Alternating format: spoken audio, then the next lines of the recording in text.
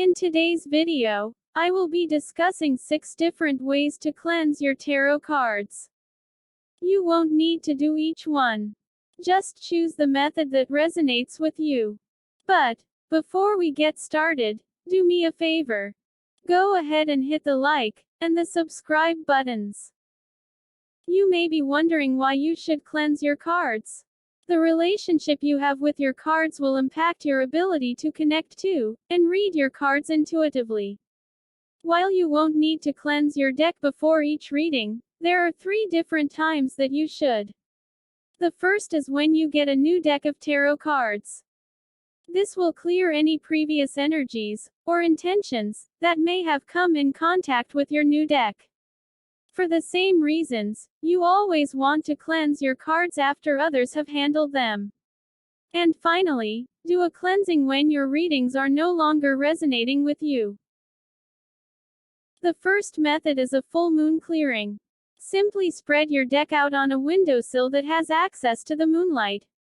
Leave them there overnight, and then collect them in the morning. Another method is smudging. You can use smudge sticks to clear the negative energies from your deck. If you don't have a smudge stick, incense can also be used. The next method you could use is meditation. Meditating with your cards will help you better connect to them. While meditating, visualize your cards being cleared. Method number 4. Use crystals to clear your deck.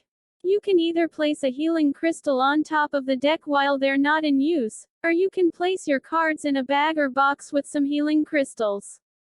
Selenite and clear quartz both work well for this. The next method is to set up a place, perhaps an altar, that resonates with you. Say a prayer or blessing over your cards. Try visualizing a white light surrounding your deck and pulling the old energy from it as you are praying. And lastly, you could simply try shuffling the cards. Continue shuffling until the energy clears. It should feel like a weight has been lifted. Remember, choose whichever method resonates with you. For more tips, check out my tarot journal. Links have been listed below for your convenience.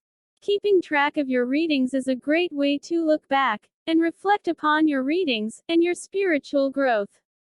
For your convenience, I have also included several reference materials to aid you on your tarot journey. Thanks for watching.